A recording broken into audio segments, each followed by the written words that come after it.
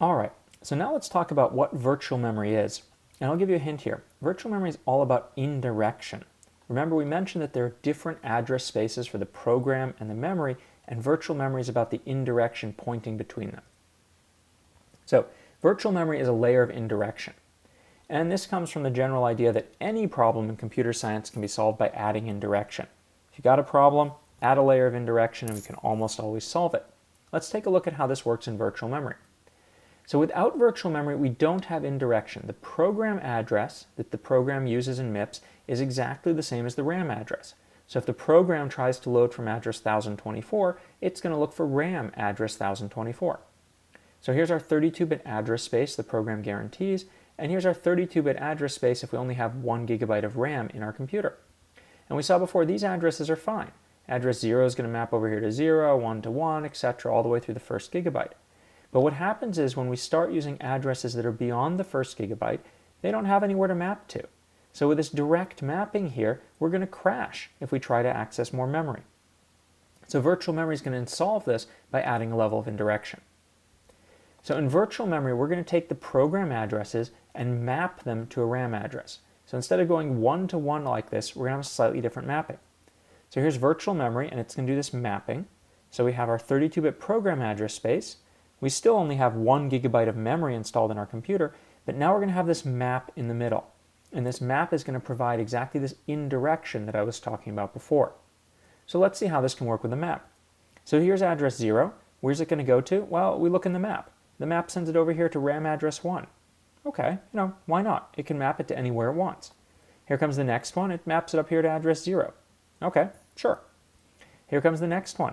It maps it into here. Now we've done the same thing we've done here. We've mapped everything. It's not the same mapping, but it's just a mapping. What happens now when we access this next piece of data? Well, now that we have a map, this next piece of data can say, hey, it's not in memory. It's somewhere else. It's on the hard disk, for example. So our program's not going to crash. It's going to know it has to go get the data from the hard disk before it can continue.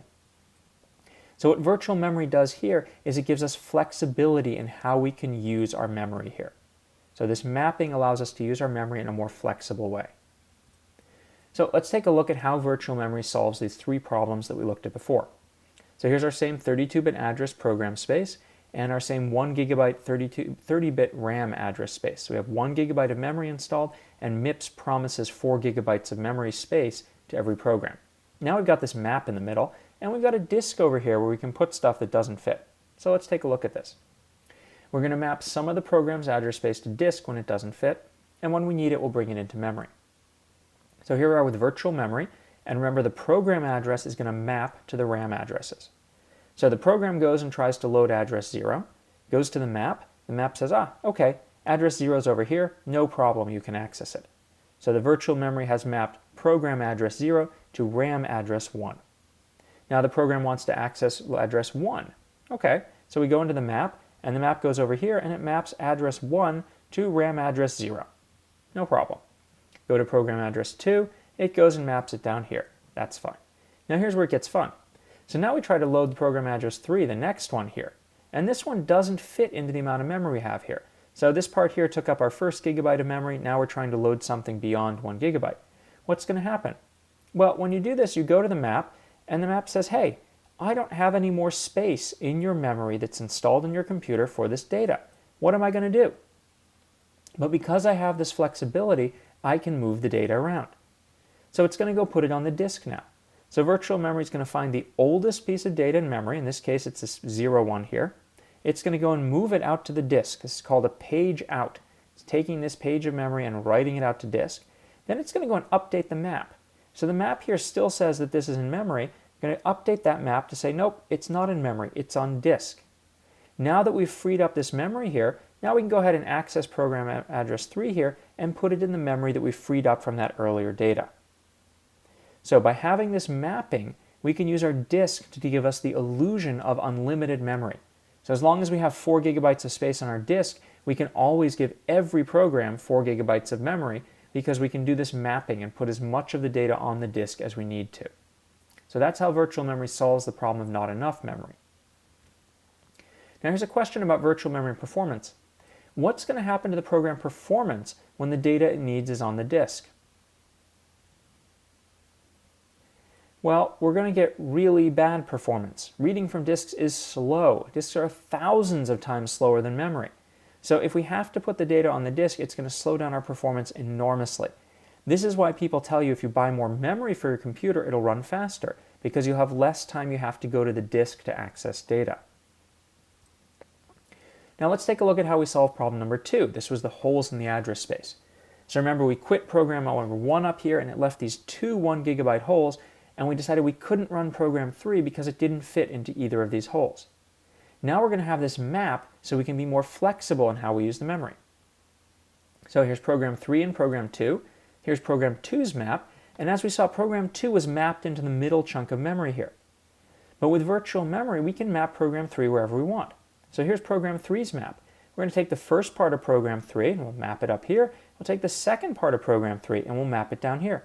So now program 3's memory is split around programs 2's. But it doesn't matter because this mapping allows us to map any part of program 3's memory to any part of our real memory. So we got this added flexibility from having these mapping, and now we could fill up these holes and really use all of our memory. So with each program having its own mapping, we can put our data wherever we want, and we can be more flexible about using these holes in memory.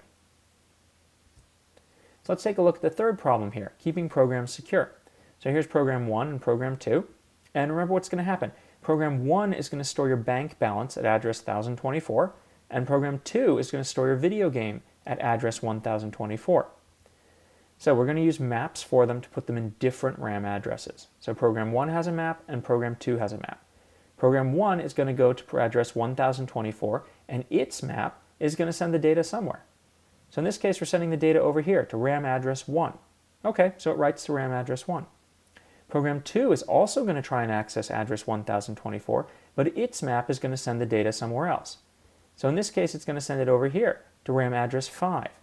So now they write to different places because we have these mappings that make sure, even though each one of them is trying to access 1024, they have different mappings that send them to different physical locations in memory, and they don't overwrite. So neither one of them can touch the other one, and we've got this security. They each have their own address space, and they can't access each other's maps as long as we don't map them over each other. So here's a question about program isolation. So we just showed you how you can isolate programs here. Is this always good? If you completely isolate the programs, what's a downside of this? So the downside of this, if you do it entirely, is you can't share data. So programs often share a lot of data, but if I have this mapping where they're completely isolated, they can't share that. Now, we can use the same mapping to enable shared data. So say I have a mapping here that maps part of program 1's addresses down here, and another mapping that maps part of program's 2 addresses right here. Now they can explicitly share that same data regardless of where they need to access it. And this is actually very common. So if we take a look at this here, here's the save dialog box from my mail program, and here's the save dialog box from my web browser. You'll notice these are exactly the same. All of the code and all of the icons and graphics for both of these dialog boxes are the same. So you want these to be shared between each program. So the memory that represents these save dialog boxes, that's going to be shared between the two programs. So we need to make sure they can do the sharing. So save dialog box, fonts, graphics, all those things are examples of data that you want to share between programs.